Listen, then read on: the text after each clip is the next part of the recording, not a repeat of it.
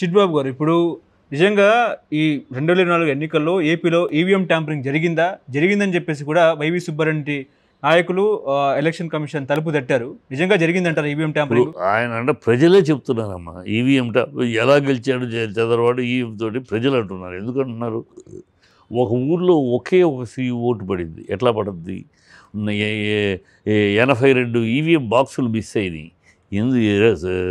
ఎలా మిస్ అయ్యాయి? 282 బాక్సులు కౌంటింగ్లో మేము లెక్కల్లో ఇన్ని బాక్సులు ఉంటే సడన్గా మిస్సింగ్. ఎట్లా మిస్ అయినాయి? ఎలా మిస్ అయినాయి? ఇవన్నీ లెక్కలు తెలియవు, ఎవరికి ఆధారాలు లేవు. ఛార్జింగ్ ఎట్లా పెరిగిందని కూడా మాట్లాడుతున్నారు. ఇప్పుడు కౌంటింగ్ వెయిటింగ్లో ఉంటారు కదా, 6 గంటల టైం అయిన వెయిటింగ్లో ఉండేవాళ్ళు ఎంతమంది ఉంటారు? 1000 మంది ఉంటారు, లేదా 2000. మ్యాక్సిమం మొత్తం మీద 10 లక్షలు అనుకుందాం. 58 లక్షల మంది 6 గంటల తర్వాత ఓట్లు వేశారు. ఎక్కడి నుంచి పడ్డాయి? వెయిటింగ్లో అంతమంది ఉన్నారా? అంతమంది లేరు, కళ్ళకు కనబడతారు అందరికి. కానీ 56 లక్షల 58 లక్షల మంది ఓట్లు ఆఫ్టర్ 6 ఎక్కడి నుంచి పడ్డాయి? ఎట్లా పడ్డాయి? మనుషులు లేకుండా ఎట్లా పడ్డాయి? ఇవన్నీ అనుమానాలు ఖచ్చితంగా తెలుస్తున్నాయి. ఈ సంథింగ్ హ్యాపెండ్. ఇవి ఎలా జరిగింది ఏంటి ఎవరికి తెలియదు. అందువల్లే తెలిస్తే ఈ పాటికి చంద్రబాబు లోపల పెట్టేశారుగా. అతను చంద్రబాబు అదృష్టవంతుడు. అది చెప్పమనం పవన్ కళ్యాణ్ అదృష్టవంతుడిని, చంద్రబాబు అదృష్టవంతుడు. ఎన్ని పాపాలు చేసినా, ఎన్ని దుర్మార్గాలు చేసినా, ఎన్ని దుష్టచర్యలు చేసినా అతను భగవంతుడు కాపాడుతున్నాడు. అది అదృష్టవంతుడు. అంతకన్నా చంద్రబాబు ఏదో మాస్టరు గడి గుడ్డు ఇవన్నీ ఏమిటి? నోటి మాట మాట్లాడతాడు. 1,50,000 అప్పు, 1,30,000 అప్పు, 1,30,000 కోట్లు అప్పు చేసేసి సంపద సృష్టిస్తారంటారండి. ఏం పిచ్చి మాటలే, ప్రజలకు తెలియదా? ప్రజలను అంత ఎరిపప్పులు అనుకుంటే ఎట్లా? వీడికి పవన్ కళ్యాణ్ జ్ఞానం లేదు, విజ్ఞానం లేదు, ఆలోచన లేదు, అవగాహన లేదు. ఏదో వచ్చినప్పుడు మైక్ పుచ్చుకుంటే ఊగిపోయి మాట్లాడేయటం.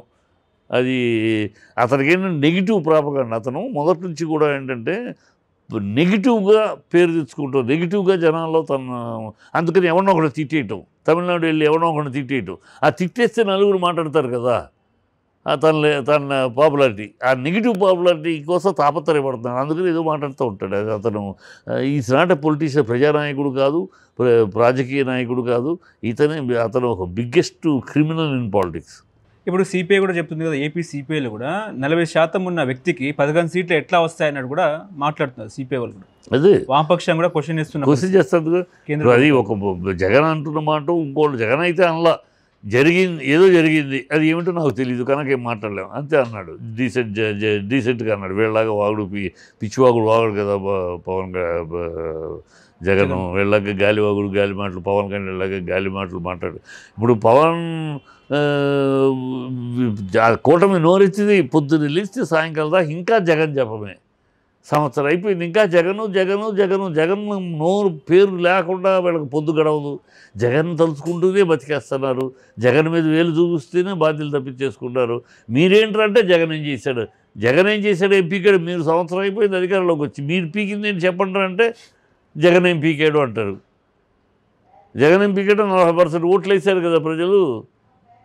1,80,000 1,80,00,000 మంది ఓట్లు వేశారు కదా. జగన్ ఏం పీకారో జనాలు చెప్పారు.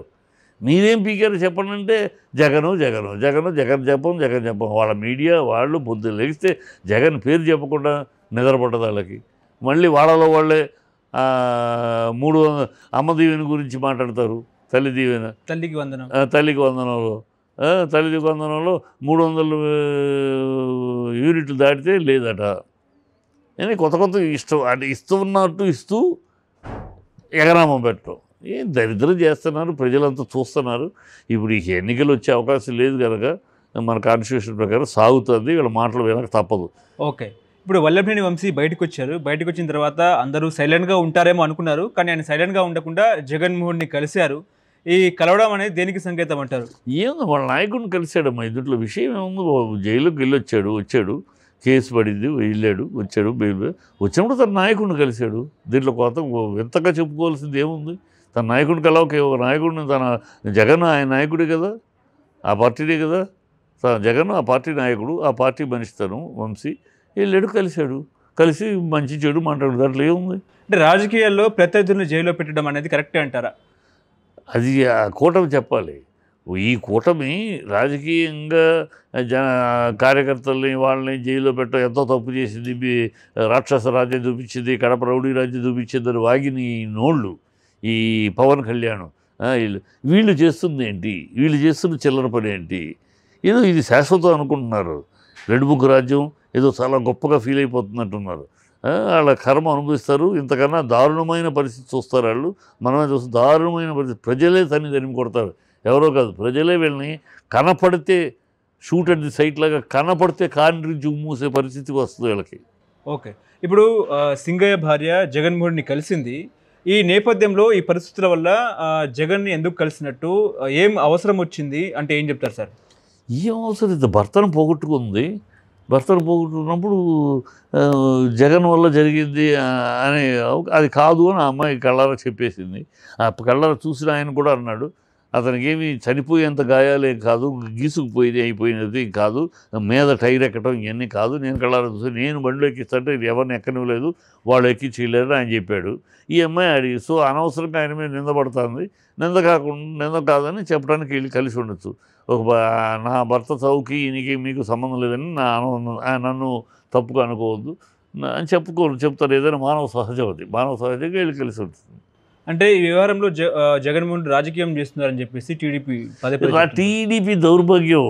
ప్రతిదీ రాజకీయం చేసేది వాళ్ళు, చేసేది వ్యభిచారం వాళ్ళు, ఇతరులు వ్యభిచారం అంటారు.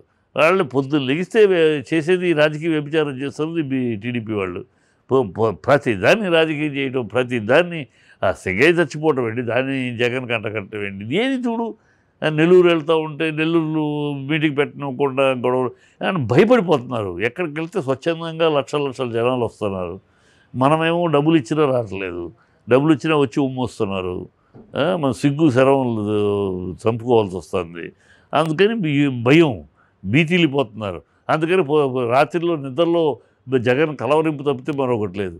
మన బతుకు అయిపోయింది, ఏదో ఘటన అవ్వటం తప్పితే ఈ 4 ఏళ్ళు ఎప్పుడు ఏ ఉపద్రవం వస్తుందో, ఎప్పుడు మనం మునుగుతామని పడిపోతున్నాయి ఈ కూటమికి. ఎందుకంటే దౌర్భాగ్యం ఏముంది ఈ కూటమిలో? ఎవడన్నా ఒక నిజాయితీ పరుడు ఉన్నాడా? ఒక్కడు కాకపోతే ప్రజలు తరపున ఆలోచన అంతా డ్రామా ఆర్టిస్టులే, అందరూ డ్రామా డైలాగులే, అందరూ డ్రామా డైలాగులు మాట్లాడేవాళ్ళే. ఇంకో హోమ్ మినిస్టరు ఆడదై ఉండే ఆవిడే మాట్లాడుతుంది, పూటకు ఒక మాట డైలాగ్ మాట్లాడుతూ ఉంటుంది. ఇదంతా డ్రామా డైలాగులు, డ్రామా ఆర్టిస్టులు కింద తయారైపోయి ఒక జబర్దస్త్ ప్రోగ్రామ్గా నడుస్తుంది తప్పితే పరిపాలన ప్రజా పరిపాలనగా లేదు. అంటే మొన్న బొద్దింక వచ్చింది ప్లేట్లో, నిన్న జెర్రీ వచ్చిన పరిస్థితి గురుకులాల్లో.